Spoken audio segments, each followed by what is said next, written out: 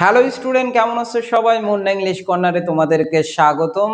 আমি মুন্না তোমাদের সামনে হাজির হলাম তোমাদের ঢাকা ইউনিভার্সিটির এডমিশন পথযাত্রাকে আরো সহজ করার জন্য। আজকে আমরা আলোচনা করব ঢাকা ইউনিভার্সিটির বি ইউনিটের 2020-21 সেশনের ইংলিশ কোশ্চেনটুকু। কথা না বাড়িয়ে প্রথম কোশ্চেন দিয়েই শুরু করা যাক।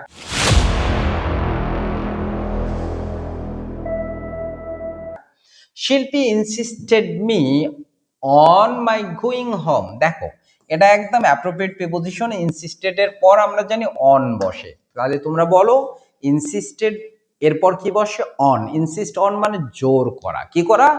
জোর করা। পরের কোশ্চেনে দেখা যাক B number. The peace movement tends to oppose the dash of dangerous technologies and weapons of mass destruction. মূলত আমাদের ফার্স্ট পেপারের কোশ্চেনগুলো যে ফার্স্ট পেপার এসএসসি লেভেলে থাকে, এই ফার্স্ট পেপার টেক্সট বই থেকে ঢাকা ইউনিভার্সিটিতে ম্যাক্সিমাম কোশ্চেনগুলো আসে। এই জন্য ফার্স্ট পেপারটা খুব ভালো করে পড়বা। এই যে ফার্স্ট পেপারের এটা পিস অ্যান্ড কনফ্লিক্ট নামে একটা ইউনিট ছিল আগেরকার বইয়ে, মানে নিউ ট্রেডিশন, নিউ যে এডিশন হয়েছে এটাতে না, আগের এডিশনের বইগুলোতে ছিল, যেখানে স্পষ্টভাবে বলা হয়েছে প্রলিফারেশন। কোশ্চেন সেন্টেন্সটা এমন ছিল, পিস মুভমেন্ট নামে প্যাসেজটা ছিল। The peace movement tends to oppose মানে শান্তির আন্দোলনটা বিরোধিতা করতে চায় দ্য প্রলিফারেশন মানে কি বিস্তার অফ ডেঞ্জারাস টেকনোলজি, বিপজ্জনক যে প্রযুক্তি আছে, অস্ত্রগুলো আছে, ম্যাস ডিস্ট্রাকশনের মতো কিসের গণবিধ্বংসী, এগুলোর বিরোধিতা করে। বুঝছো বিষয়? পরে কোশ্চেন দেখি। His friend accused him of spilling the bench. বলছে তার বন্ধু তাকে দোষারোপ করেছে। একিউজ মানে দোষারোপ করা, এরপর প্রিপোজিশন অফ বসে। স্পিল দ্য বেঞ্চ মানে হচ্ছে হাটে হাড়ি ভাঙ্গা। বুঝছো? হাটে হাড়ি ভাঙ্গা, বুঝো বিষয়টা? মানে গোপন জিনিস প্রকাশ করাকে বলা হয় স্পিল দ্য বেঞ্চ। মজার একটা ইডিয়ম ফ্রেজ না? তোমরা বলতে পারো ডন্ট স্পিল দ্য বেঞ্চ। এখানে হাটে হাড়ি ভাঙিও না, এখানে গোপন কিছু রিভিল করিও না। তাহলে আমরা এখানে প্রকাশ করতে পারি রিভিলিং সিক্রেটস, তাহলে এটা হবে আনসার। বুঝছো বিষয়? পরে 4 নম্বর কোশ্চেনে যাই। বলছে চেঞ্জ ইনটু রিপোর্টেড ফর্ম মানে এই যে সেন্টেন্সটা আছে এটা ডিরেক্টে আছে, এটা কি ইনডিরেক্ট করতে হবে, অর্থাৎ ন্যারেশন থেকে কোশ্চেন আসছে। তো ন্যারেশন থেকে প্রতি বছর এই কোশ্চেন আসে। আমরা দেখি মাই ফ্রেন্ড সেড, এটা হচ্ছে রিপোর্টিং ভার্ব। আমরা বললাম মাই ফ্রেন্ড সেড, লিখলাম।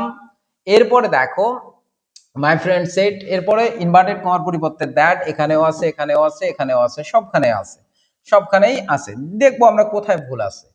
আই সাবজেক্ট মাই ফ্রেন্ডকে ফলো করছে, হি হয়ে গেছে, এরপরে উড বসবে।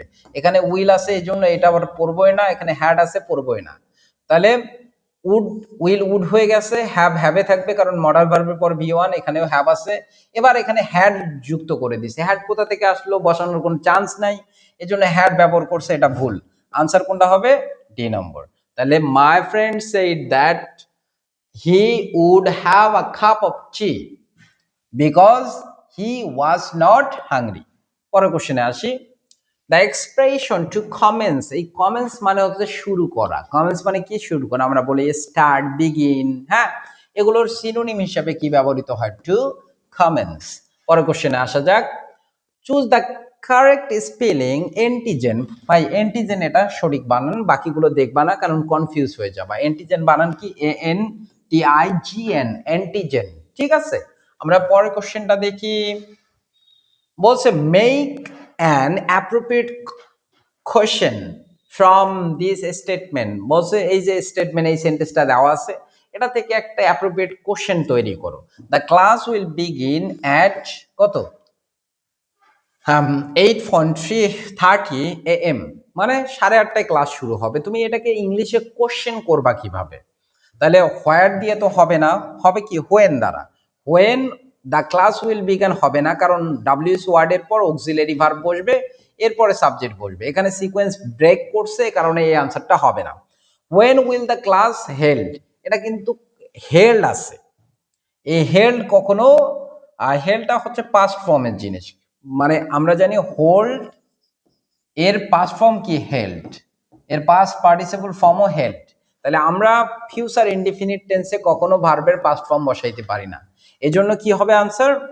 At what time will the class begin. দেখো সেন্টেন্স ঠিক আছে, সবাই বুঝছো? এরপরে কোশ্চেনে আসি, 8 নম্বর কোশ্চেন। দেয়ার আর several likely reason, অনেকগুলো কারণ রয়েছে why Asian are not prioritized the medical research in the West. বলছে the italic first word is used, এই যে prioritize এই ওয়ার্ডটা কি অর্থে ব্যবহৃত হয়েছে? ওটা অবশ্যই ভার্ব, কারণ আমরা দেখতেছি প্যাসিভে আছে অক্সিলারি ভার্বের পর V3, তার মানে কি ভার্ব এটা, ঠিক আছে?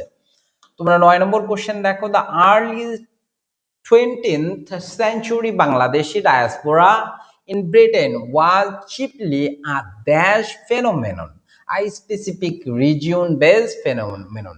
এটা মূলত আগেরকার বই, অর্থাৎ 2020 সালের আগে যে বইটা ছিল, এই বইয়ের মধ্যে ডায়াসপোরা নামে একটা ইউনিট ছিল। এই ডায়াসপোরা ইউনিট থেকে এখানে এটা মূলত নেওয়া হয়েছে, বাংলা টাউন থেকে। বুঝাইতে পারছি বিষয়? এখানে স্পেসিফিক একটা রিজিয়ন থেকে, বাংলাদেশের মানে সিলেট অঞ্চল থেকে, সিলেটি ফিনোমেনন। কোশ্চেনটা ছিল এরকম যে 20th century Bangladeshi diaspora is in Britain was simply আ সিলেটি ফিনোমেনন, মানে একটা নির্দিষ্ট অঞ্চল বেসড কি ছিল? ডায়াসপোরা ছিল। আমরা পরে কোশ্চেনে দেখি ডায়াসপোরা মানে কি জানো? অভিবাসন, এক জায়গা থেকে অন্য জায়গায় বসবাস করা। Dash is not a synonym of the word snarled. Snarled. Out নামে একটা আগের বইয়ের, মানে ফার্স্ট পেপার বই থেকে দেখো সবগুলো কোশ্চেন করা, 50% কোশ্চেন ফার্স্ট পেপার থেকে। এই জন্য আমি অলওয়েজ এসএসসি স্টুডেন্টকে বলি তোমরা ফার্স্ট পেপারটা ভালো করে পড়ো, ফার্স্ট পেপার ভালো করে পড়বা, এসএসসিতে ভালো করো, এডমিশনে ভালো করবা। এই জন্য ফার্স্ট পেপার মনোযোগ দিয়ে পড়বা। স্নাল মানে হচ্ছে কি? স্নাল মানে হচ্ছে বিশৃঙ্খলা সৃষ্টি করা, ধ্বংস করা, এমন টাইপে ব্যবহৃত হয়। তাহলে কনফিউজ হবে না ভাই। তারপরে কি? ইন্টিগ্রেসি হবে না, ডাইসেরি হবে না, তাহলে হবে কি? ডিসেন্টেঙ্গল। মানে কি? এটা কঠিন করা, এটা কি? সহজ করা। এটা হবে এর অ্যান্টোনিম, মানে যেহেতু সিনোনিম নয় অ্যান্টোনিম চাইছে, তাহলে কি হবে? Disentangle. Elizabeth unwillingly undertook the sea voice. বলছে এলিজাবেথ আনউইলিংলি, অনিচ্ছাকৃতভাবেই এই সমুদ্র যাত্রা করেছে। এর প্যাসিভ করতে বলছে। প্যাসিভ করতে গেলে আমি তোমাদের বলছি সাবজেক্ট আগে খুঁজবা, এরপরে অবজেক্ট খুঁজবা। অবজেক্ট কোনটা? দা সি ভয়েস। দেখো দা সি ভয়েস কোথায় আছে? এটাতেও আছে, এটাতেও আছে, এটাতেও আছে। এবার এটা কোন টেন্সে আছে? পাস্ট টেন্সে। পাস্ট টেন্সে তো ইজ বসবে না, হ্যাড বসবে না, তাহলে এগুলো হওয়ার কোনো পসিবিলিটি নাই। তাহলে কোনটা হবে আনসার? দা সি ভয়েস ওয়াজ ভার্বের ভিতরে আন্ডারটেকেন বাই এলিজাবেথ আনউইলিংলি, অতিরিক্ত কথা অ্যাডভার্ব শেষে বসাই দিছি, ঠিক আছে? পরে কোশ্চেন আমরা যাই।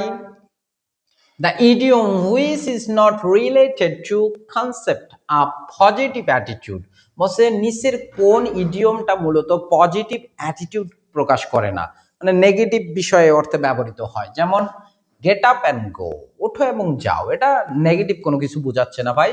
রোজ tinted glasses should in the arm, এটা নেগেটিভ কিছু বোঝাচ্ছে না। শোর গ্রাফস, দেখো তোমরা শুনে আসছো দ্য গ্রাফস আর শোর, মানে আঙ্গুর ফল টক, মানে কি? নেগেটিভ কিছু বোঝাচ্ছে না, যে কোনো কিছু করতে পারতেছে না, তখন সেটাকে নেগেটিভ ভাবে আমরা রিপ্রেজেন্ট করার জন্য বলি তার শোর ইস, আমরা কি বলি? দ্য গ্রাফস আর শো, এই কথাগুলো বলে থাকি। তার মানে এটা নেগেটিভ কনসেপ্ট বোঝাচ্ছে, পজিটিভ কনসেপ্ট বোঝাচ্ছে না। এরপর দেখো it is made it possible for people, এটা লোকজনের জন্য সহজ করেছে, অল ওভার দ্য প্ল্যানেট, সারা জগৎ জুড়ে, টু রিচ আউট, খুঁজে পেতে, অ্যান্ড টাচ সামওয়ান, মানে কারো সঙ্গে সংযোগ করতে, সংযুক্ত করতে, বা কারো সঙ্গে যোগাযোগ করতে। তাহলে এই ইটটা মূলত কাকে বুঝাইছে? WWW, এই ওয়ার্ল্ড ওয়াইড ওয়াইড।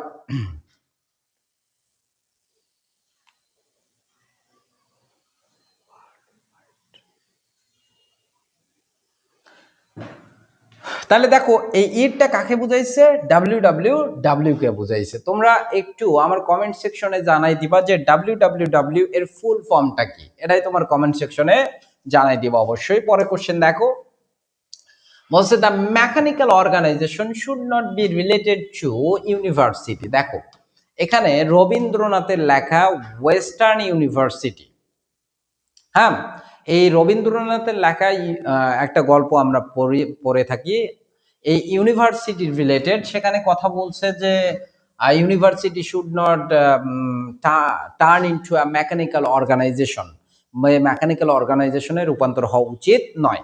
তাহলে ইউনিভার্সিটি এখানে কি মেকানিক্যাল অর্গানাইজেশনের সঙ্গে রিলেটেড হওয়া উচিত নয়, তাহলে আনসার কি হবে ইউনিভার্সিটি। তার মানে এটাও ফার্স্ট পেপারের কোশ্চেন ভাই, ফার্স্ট পেপার থেকে প্রচুর পরিমাণ কোশ্চেন আসে।